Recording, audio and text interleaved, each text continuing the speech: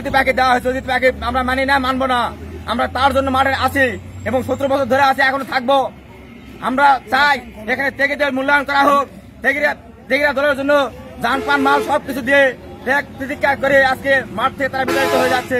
সুতরাং আমরা অতিথি প্যাকেজ মানি না, মানবো না, মানবো না।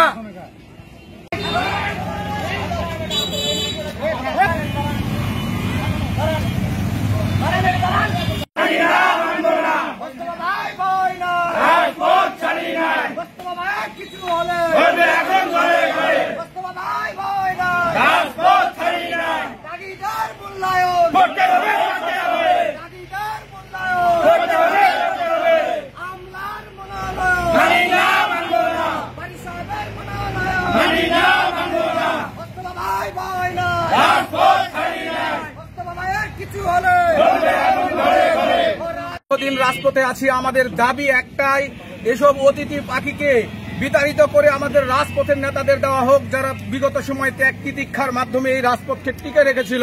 আমরা আওয়ামী লীগকে পরোয়া করিনি কখনো। আমরা বলেছিলাম যে আমাদের হয় জীবন যাবে না আমরা থাকবো, আমাদের কি করবে, সর্বোচ্চ মৃত্যুবরণ করবো, আমরা এর চাইতে বেশি কিছু নয়।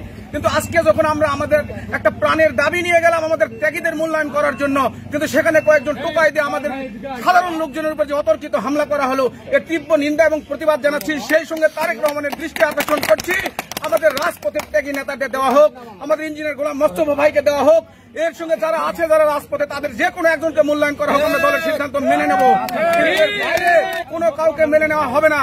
আজকে যে আপনারা আমাদের উপর হামলা করলেন, যদি ওই কয়েকজন টোকাই দিয়ে দল চালাতে চান, আওয়ামী লীগের মতো যদি আমাদের প্রতিবাদের কণ্ঠ চেপে ধরতে চান, আমরা মানি না, এটা মানব না, এটা হতে পারে না। আমাদের এখানে ত্যাগী নেতা দরকার, যারা রাজপথে ছিল, যারা সুখে দুঃখে আমাদের সঙ্গে ছিল, যারা ভবিষ্যতে থাকবে, তাদেরকে আমরা চিনি, তাদের কাউকে নমিনেট করা হোক, আমরা তাকে মেনে নেব। যে হুট করে দৌড়ে আসলো 2 মাস 3 মাস হতে না হতে তাকে আপনি নমিনেট করে পাঠিয়ে দিলেন, তাকে আমরা মেনে নেব। সে দলেরই কেউ নয়, সে কখনো কাউকে খোঁজ নেয় নাই।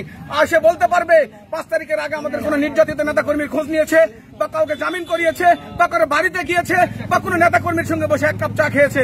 আজকে কয়েকজন গেলেন, একজনকে পাঠিয়ে দিলেন, চাপাই দিলেন, আমরা মেনে নিব। কি করে ভাবলেন? এটা অসম্ভব। আমরা দলের কর্মী, আমরা নিবেদিত প্রাণ, আমরা রক্ত ঘাম ঝরিয়েছি জয়পুরহাট 2 আসনে, আমরা কোনো ছাড় দেব না।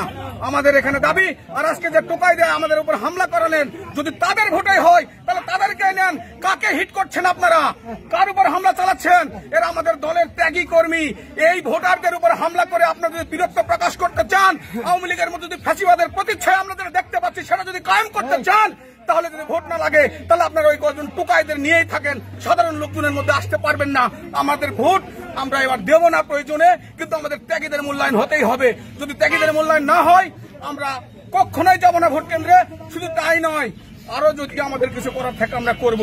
এই সঙ্গে সঙ্গে আমি দলের কাছে উদাত্ত আহ্বান জানাচ্ছি, বা দলের কাছে আমাদের আকুল আবেদন, যে আমরা আজকে একটা আবেদন জানাতে গিয়ে আমাদের প্রতিবাদের কণ্ঠকে চেপে ধরা হলো, আমাদেরকে নির্যাতন করে, আমাদেরকে হামলা করে, আমাদের কিছু ভোটার কর্মী সাধারণ জনগণকে আহত করে এই যে পাঠানো হলো, এর জবাবটা কি? আমরা জবাব চাই।